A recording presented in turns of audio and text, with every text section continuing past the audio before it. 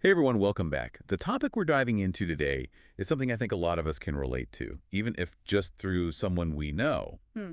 divorce. Yeah, And it's more than just signing some papers, right? it really is. It turns your whole life upside down. It's a huge change. Exactly. So we're not Mm. just talking about getting through it. We're talking about using this time to create a whole new, brighter chapter for yourself. I love that. It's about figuring out who you are now, what you want in life, moving forward.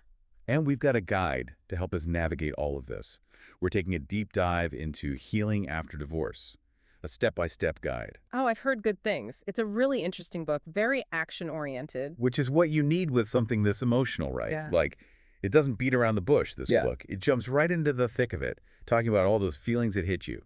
The grief, anger, you might even feel a sense of relief in there somewhere. It's such a mix of emotions, and the author really gets that. She makes it clear that it's completely okay to not be okay. Yeah, like you're allowed to feel however you feel. No judgment. And speaking of support, one of the first things this guide stresses is how important it is to build a solid support system. It's not about pretending everything's fine, it's about having people who get it. And not just having people around, but choosing those people carefully, right? Because not everyone needs to be in your inner circle, privy to every detail. You got to protect your energy, especially during such a vulnerable time.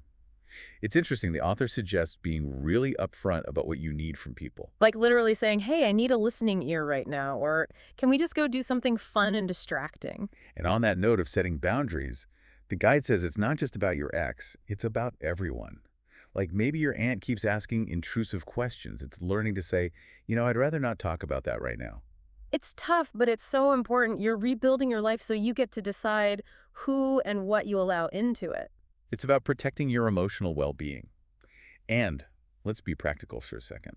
Divorce often does a number on your finances. It's a huge financial upheaval for a lot of people. And I imagine for a lot of people, talking about money is already stressful enough. So to have to deal with it after a divorce. It's a lot, but this guide doesn't shy away from it at all. It really encourages you to grab the reins of your finances, even if it seems daunting. So what's the approach?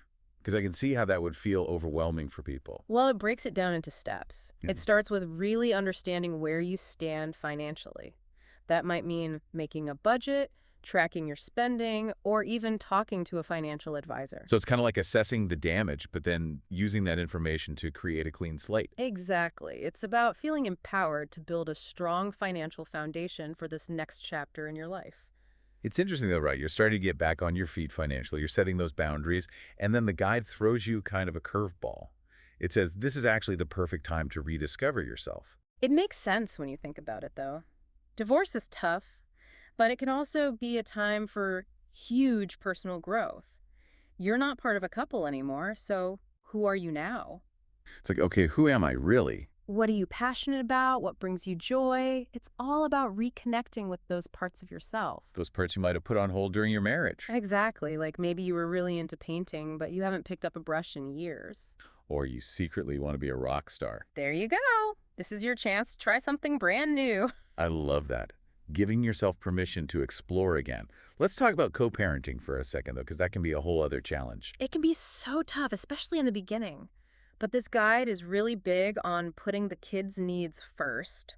Which, easier said than done when you're still working through your own stuff. Oh, for sure. Emotions are running high. So the guide talks about practical things like setting up co-parenting plans, boundaries, even using apps for communication and stuff. So you're both on the same page, at Mm. least logistically. It's about finding that new normal. And speaking of finding a new normal, something I really appreciated was the guide's focus on self-care. And not just like, oh yeah, self-care is good. It's woven throughout the whole process. It's like foundational almost. Exactly. Because healing takes time. You can't be there for everyone else if you're running on empty. It's that whole oxygen mask on the airplane thing. You got to put yours on first. Exactly. So the guide gives you all these little things you can do every day, like meditating, journaling, even just stepping outside for a few minutes. And it's okay to get professional help too, right? Like Hmm. therapy is not something to shy away from. It can be so helpful. And the author really encourages it as a way to deal with all those emotions in a healthy way. I like how gently the guide leads you toward the idea of forgiveness too, because that can be a tough one. Such a powerful concept. And it's not about saying, what happened was okay. It's more about, Letting go of the anger so you can move on. yes, it's a gift you're giving yourself. And it's not easy, but the guide gives you little ways to work through it. Like starting with forgiving yourself. Exactly. We all make mistakes. And as you start forgiving yourself and your ex, your own confidence starts to come back too. Which is huge after a divorce. Right. Feeling good about yourself again. The guide talks about positive affirmations, celebrating your strengths. It's about shifting your focus from what you've lost to what you're gaining from all of this. You're coming out stronger on the other side. And when you get to that point, it's time to start building new routines, ones that reflect this new you. That makes sense. Divorce throws everything up in the air, so creating some structure can really help. Absolutely. It's about taking control of your day, your life. So what kind of routines are we talking about here? Well, it's about designing a life that feels right for you now, which is kind of exciting. What does the guide say about how to actually do that? It's all about bringing more joy into your everyday life. Little things, you know, like maybe you start your day with a walk outside or listen to your favorite music while you're getting ready. It's like we were just talking about rediscovering those passions you might have forgotten about. This is where you get to bring them back. It doesn't have to be this big, expensive thing either. Just find those things that make you feel good and work them into your day. And once you start rediscovering those things, it's kind of natural to start thinking about the future, right? Setting some goals. Absolutely. The guide talks about having both short-term and long-term goals. Could be anything from learning a new skill to planning a trip. So you've got something to work towards. Exactly. And the trip is to break those goals down into smaller steps so you're not overwhelmed. And, speaking of feeling overwhelmed, the guide has a really interesting section on gratitude. Which is so important, right? Huh. Because it's easy to focus on the negative when you're going through something like this. It's so true. But if you can shift your focus to the good, even the little things, it makes a huge difference. Did the guide give any specific ways to cultivate that? Yeah, it suggests keeping a gratitude journal. Just write down a few things you're grateful for each day. It's pretty powerful. It's about changing your perspective. So, okay, you're feeling more confident, you've got your routines, you're setting goals, and you're practicing gratitude. It sounds like you're in a really good place. You're thriving. And, as you move forward, the topic of dating might come up, which can be a whole other... Oh, I know. A whole other ballgame.